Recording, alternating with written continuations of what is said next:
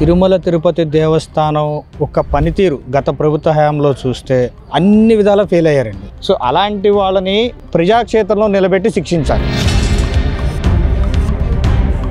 అభివృద్ధి కోసం చేయాల్సినటువంటి సొమ్ముని ఒక వ్యక్తి తినేశాడు. ఆ వ్యక్తి తిన్నాడు అన్న విషయం వీళ్ళకి దొరికిన తర్వాత వీళ్ళు ఏం చేశారు?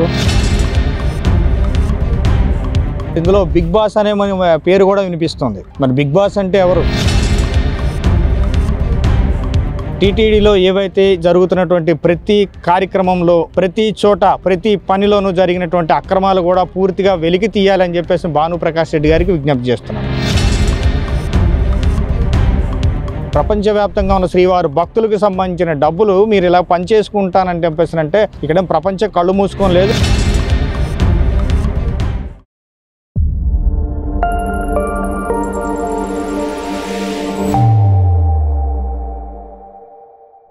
Welcome to think Andhra. నేను మీ వెంకట పట్నాయక్. శ్రీ తిరుమల తిరుపతి దేవస్థానంలో పరకామణిలో ఒక ఉద్యోగి రవికుమార్ అనే ఉద్యోగి గత ప్రభుత్వ హయాంలో సుమారు 100 కోట్ల వరకు ఆయన దోచుకున్నారని చెప్పేసి అయితే తెలుస్తూ ఉంది. అయితే అది వాస్తవమా కాదా అనేది తెలుసుకోవటానికి మన దగ్గర కోటి గారు ఉన్నారు. ఆయన అడిగి తెలుసుకునే ప్రయత్నించేద్దాం. కోటి గారు చెప్పండి, అంటే ఇప్పుడు తిరుమల తిరుపతి దేవస్థానం అంటేనే ఎంతో భక్తులకి ఎంతో పవిత్రమైనది. అలాంటిది శ్రీవారి డబ్బులు కూడా చేసినటువంటి పరిస్థితి ఈ రోజు కనిపిస్తుందంటే అసలు దీన్ని ఎలా చూడాలంటారు? తిరుమల తిరుపతి దేవస్థానం ఒక పనితీరు గత ప్రభుత్వ హయాంలో చూస్తే అన్ని విధాలా ఫెయిల్ అయ్యారండి. సో అలాంటి వాళ్ళని ప్రజాక్షేత్రంలో నిలబెట్టి శిక్షించాలి. ఎందుకోసం అంటే ప్రజలు వారు దేవుడి మీద అమితమైన భక్తితో చేసినటువంటి ఆ దేవాలయ అభివృద్ధి కోసం కానివ్వండి, హిందూ ధర్మ ప్రచారం కోసం టీటీడీ చేస్తున్న ఖర్చును కానివ్వండి, వీటన్నిటిని దృష్టిలో పెట్టుకొని అక్కడ హుండీలో వాళ్ళు అనుకున్న దానికంటే ఎక్కువగా అక్కడ వేసి ఇవన్నీ స్వామివారికి నేను చదివించుకున్నాను అని ఆనందంలో బయటకు వస్తారు. కానీ ఇక్కడేం జరుగుతుంది? సరే, పరకామణిలో ఎవరో డబ్బులు లెక్కేస్తూ ఒక రవికుమార్ అనే ఉద్యోగి డబ్బులు తినేశాడు. డబ్బులు తిన్న తర్వాత దానికి చట్టాలు ఉన్నాయి, ప్రభుత్వాలు ఉన్నాయి, దానికి న్యాయస్థానాలు ఉన్నాయి. వాటిల్లో అతన్ని దోషిగా నిలబెట్టి అతను చేసినటువంటి ఏవైతే తప్పుడు పనులు ఉందో ఆ తప్పుడు పనులకి అతను శిక్షించాలి. అతని దగ్గర నుంచి పూర్తిగా రికవరీ చేయాలి. కానీ వీళ్ళు ఏం చేశారు? అతను ఇంచుమించుగా తిన్నది స్వామివారి సొమ్ము 100 కోట్లు అని చెప్తున్నారు. 100 కోట్ల రూపాయలు అంటే హిందూ దేవాలయాలకి సంబంధించినటువంటి హిందూ ధార్మిక సంస్థలకి లేదంటే హిందువుల యొక్క అభివృద్ధి కోసం చేయాల్సినటువంటి సొమ్ముని ఒక వ్యక్తి తినేశాడు. ఆ వ్యక్తి తిన్నాడు అన్న విషయం వీళ్ళకి దొరికిన తర్వాత వీళ్ళు ఏం చేశారు?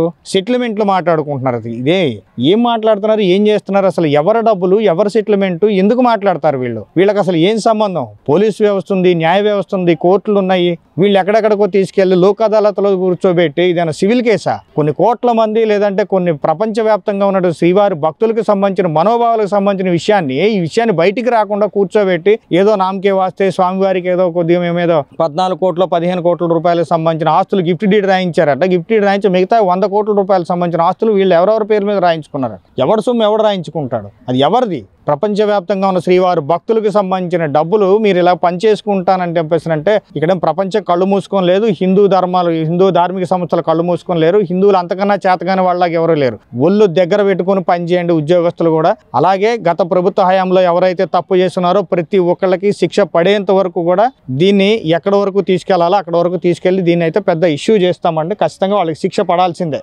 100% వాళ్ళ శిక్ష పడాల్సిందే. ఆ ఆస్తులు కూడా ఎవరైతే ఉన్నాయో ఎవరెవరి పేర్ల మీద అయితే కొన్ని ట్రాన్స్ఫర్ చేసుకున్నారు ఆయన పేరు నుంచి లేదంటే వాళ్ళ బినామీ పేర్ల నుంచి ఇంకోళ్ళు వీళ్ళ బినామీ పేర్ల మీదకి ఎవరైతే మరి అవన్నీ కూడా పూర్తిగా రికవరీ చేసి స్వామివారి ఖాతాలో స్వామివారికి పేరు మీద ఖచ్చితంగా తిరిగి రాయాల్సిందే. దానికోసం ఎంత దూరమైనా వెళ్తాము. గత ప్రభుత్వ హయాంలో తల నీళ్ళలు కూడా బ్లాక్ మార్కెట్ లో అమ్ముకోవడం జరిగింది. గత ప్రభుత్వం చేసినటువంటి ఈ తప్పుల్ని మనం ఏ రకంగా చూడాలంటారు? వాళ్ళకి అలవాటే. ఎందుకోసం అంటే నాది ఏం పీకుతారు, నాది ఏం చేస్తారు అని చెప్పేసి నేను ఇలాగ అంటాడు ఆయన. ఇంకొక అతనేమో ఇలా పీక్కుంటారు. వాళ్ళకి పీక్కొని అలవాటు అయిపోయి చివరాఖరికి వాటిని అమ్ముకునే స్థాయికి దిగజారిపోయి ఉన్నారు వాళ్ళు. అది భక్తితో స్వామివారికి సమర్పించిందండి. అది దానికి సెంటిమెంట్ ఉంది. అంత భక్తిభావంతో స్వామివారి కోసం తలనీలాలు సమర్పిస్తే దాన్ని స్మగుళ్ళు గూడ్స్ కింద దాన్ని ఎక్స్పోర్ట్ చేసి దాన్ని అమ్ముకొని దానికి కూడా డబ్బులు తినేస్తున్నారు వీళ్ళు. ఎంత నీచాన్ని దిగజారిపోయి ఉన్నారంటే ఆ డబ్బుల కోసం ఏదైనా చేసే పరిస్థితిలో ఉన్నారు. స్వామివారికి హుండీలో ఉన్నటువంటి డబ్బులు కాదు, తర్వాత లేదంటే స్వామివారి పేరున డిపాజిట్లు చేసిన డబ్బులు కానివ్వండి, స్వామివారి పేరున తనక రిజిస్ట్రేషన్ చేసినట్టు ఆస్తులు కానివ్వండి, చివరికి స్వామివారిని కూడా అమ్మేస్తారు. స్వామివారి టికెట్లు అంటే ఈ టికెట్ల విషయంలో కూడా స్కామ్ జరిగిందంటారా? ఖచ్చితంగా అండి. శ్రీవాణి టికెట్లకు సంబంధించింది 10,000 రూపాయల టికెట్లు ఏవైతే ఉన్నాయో వాటన్నిటిని కూడా టీటీడీ రికార్డ్స్లో ఉన్నదానికి అక్కడ దర్శనాలు చేసుకున్నటువంటి వారికి సంబంధం లేకుండా ఉంది. దాని మీద కూడా ఎంక్వైరీ చేయాలని చెప్పేసి కోరుకుంటున్నాము. ఎందుకోసం అంటే ఇప్పుడు ఇది ఏదైతే ఇష్యూ వచ్చిందో భానుప్రకాష్ రెడ్డి గారికి నిజంగా అభినందనలు తెలియజేస్తున్నామండి. భానుప్రకాష్ రెడ్డి గారిని అక్కడ వేయడం వల్ల నిజంగా ఈ రోజు ఆ బోర్డు మెంబర్గా ఉండడం వల్ల టీటీడీకి సంబంధించినటువంటి పవిత్రతను కాపాడుతున్నారు. టీటీడీకి సంబంధించిన అక్రమాలు బయటకు తీస్తున్నారు. రేపొద్దున టీటీడీకి సంబంధించినటువంటి అన్యమత ఉద్యోగస్తులు ఎవరైతే ఉన్నారో వాళ్ళని బయటికి పంపించేసి భక్తి భావంతో ఉన్న వాళ్ళందరినీ కూడా అక్కడ టీటీడీలో ఆ ఉద్యోగస్తులుగా వేయాలనే ప్రయత్నం కూడా చేస్తున్నారు. అలాంటి వాటికి నిజంగా ఆయనకి ధన్యవాదాలు తెలియజేసుకుంటున్నాము. అదేవిధంగా టీటీడీలో ఏవైతే జరుగుతున్నటువంటి ప్రతి కార్యక్రమంలో ప్రతి చోట ప్రతి పనిలోనూ జరిగినటువంటి అక్రమాలు కూడా పూర్తిగా వెలికి తీయాలని చెప్పేసి భానుప్రకాష్ రెడ్డి గారికి విజ్ఞప్తి చేస్తున్నాము. అంటే ఇప్పుడు వరకు జరిగినటువంటి మినిమం మనకి తెలిసింది 100 కోట్ల వరకు మాత్రమే స్కామ్ అని చెప్పేసి పరకామణిలో తెలిసింది. చాలా వరకు స్కాములు జరిగాయని చెప్పేసి అంటూ ఉన్నారు. అంటే దీన్ని అసలు ఎలా చూడాలి? అంటే శ్రీవారి సొమ్ముని ఇంతలా దోచుకోవడం అనేది కరెక్టేనా?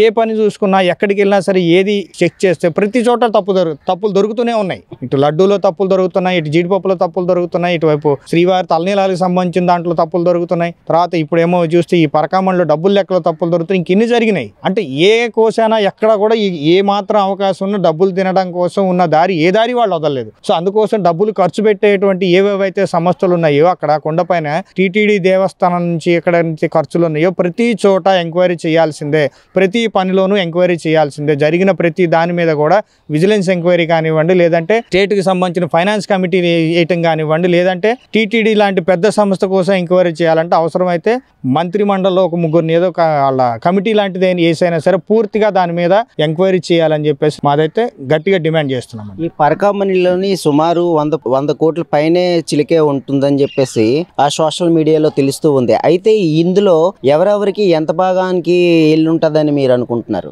తర్వాత దేవాలయంలోకి వెళ్తున్నప్పుడు కనీసం పాలు తాగే పిల్లలకు సంబంధించిన డబ్బాలతో సహా మొత్తాన్ని చెక్ చేస్తున్నారు. వాటర్ బాటిల్స్ తీసేస్తున్నారు. పరకామణిలోకి వెళ్ళిన తర్వాత మొత్తం అన్నీ కూడా ఒంటి మీద ఒక టవాలు ఒక లుంగి తప్ప ఏది ఉంచట్లేదు. అంత పకడ్బందీగా చెక్ చేసి లోపలికి పంపించిన వ్యక్తి డబ్బులు అలా పెట్టుకుని బయటకు వస్తున్నప్పుడు చెకింగ్లో ఎందుకు దొరకలేదు ఇన్ని సంవత్సరాల పాటు? వాళ్ళకి సపోర్ట్ చేసిన వ్యక్తులు ఎవరు?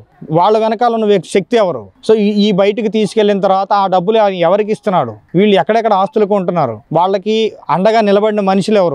అండగా నిలబడిన అధికారులు ఎవరు? మొత్తం ఇవన్నీ ఎంక్వైరీ చేయాలండి. ఎంక్వైరీ చేసి ప్రతి ఒక్కటి బయటికి తీయాల్సిందే. భక్తుల మనోభావాల కొద్దీ ఎవరైతే నిజంగా శ్రీవారిని దర్శించుకొని ఆ శ్రీవారిని మనస్ఫూర్తిగా సమర్పించినటువంటి కానుకలు ఖచ్చితంగా మళ్ళీ శ్రీవారి చెంతకు చేరాల్సిందే. అది ఇన్ని జరిగితే మరి గత ప్రభుత్వంలో ఉండేటువంటి జగన్మోహన్ రెడ్డి గారు ఏం చేశారు? అంటే చూస్తూ ఊరుకున్నారా?